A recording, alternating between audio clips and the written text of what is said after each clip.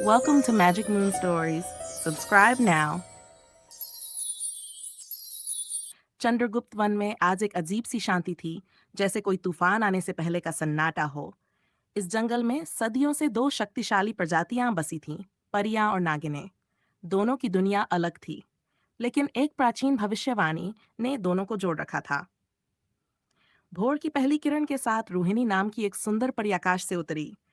उसके सुनहरे पंखों में मोतियों की तरह चमकती बूंदें जड़ी थीं और उसकी आंखों में सच्चाई का अक्स छलकता था। वह निर्दोष, करुणामयी और सभी प्राणियों की रक्षक थी। पर उसे नहीं पता था कि उसकी मासूम सी जिंदगी अब एक बड़े तूफान की ओर बढ़ रही है। उसी जंगल की एक गुफा में सेंचुरी से बंद एक रहस्य धीरे धीरे जाग रहा था। एक शापित नागिन जिसका नाम था वासुकी। वासुकी कभी प्रेम में थी, एक परी के प्रेम में।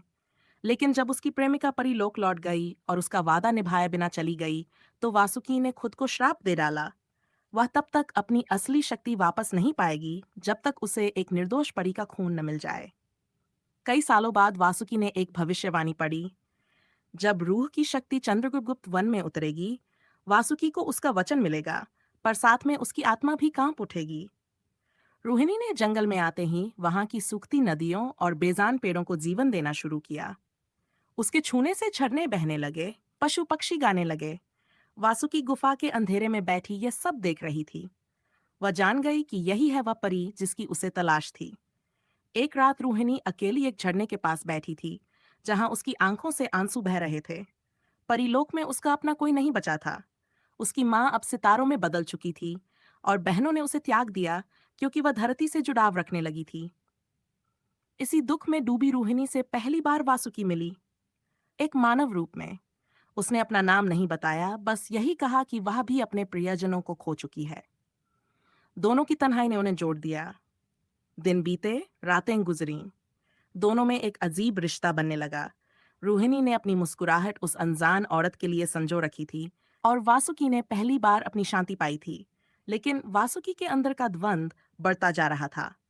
क्या वह अपने वचन को निभाए या इस परी को बचा ले जिसे वह अब अपनी आत्मा का हिस्सा मानने लगी थी। एक दिन चंद्र ग्रहण की रात वासुकी ने रोहिणी को गुफा की ओर बुलाया। आज मैं तुम्हें कुछ दिखाना चाहती हूँ, वासुकी ने कहा। रोहिणी ने भरोसे से उसका हाथ थामा और गुफा की ओर बढ़ चली। वहां दीवारों पर बनी पुरानी आकृतियां थीं, जिनमें परियां और नागिनें साथ लड़ रही थीं, एक शून्य को रोकने के लिए।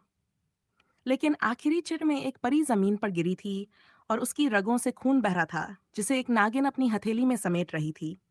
रोहिणी थोड़ा कांपी। ये क्या है? वासुकी ने पहली बार अपनी असली पहचान दिखाई। उसके शरीर पर नाग की चमड़ी उभरने लगी, आंखें पीली पड़ गई और उसकी आवाज एक गूंज में बदल गई।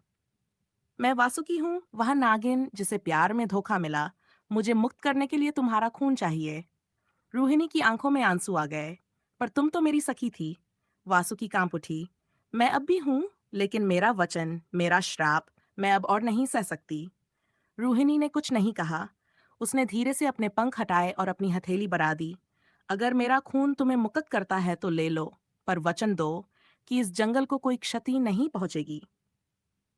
वासुकी की आंखों से आंसू बह निकले।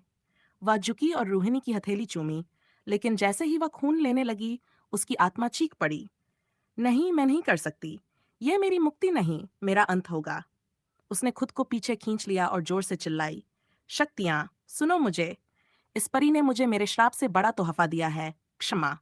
उसकी देह कांपने लगी, नाग की चमड़ी जलने लगी और वासुकी की आत्मा आकाश में उड़ने लगी। रोहिणी दौड़ी। नहीं, तुमने मेरी जान नहीं ली। तुम मुक्त हो गई, तुम मर नहीं सकती।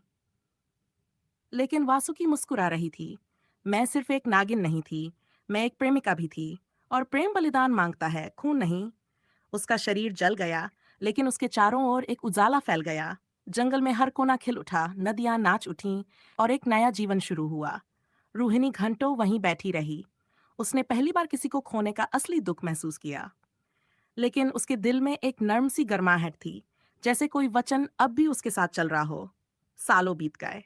अब उस गुफा के पास एक बड़ा पेड़ उगा है, जिसकी छाया में हर रात एक परी बहती है और एक सपनीली आवाज कहती है, मुक्ति कभी खून से नहीं, प्रेम से मिलती है। और वही कहानी अब जंगल के हर कोने में गाई जाती है। एक परी के खून और नागिन के वचन की जो कभी पूरे नहीं हुए पर सबको पूरा कर गए।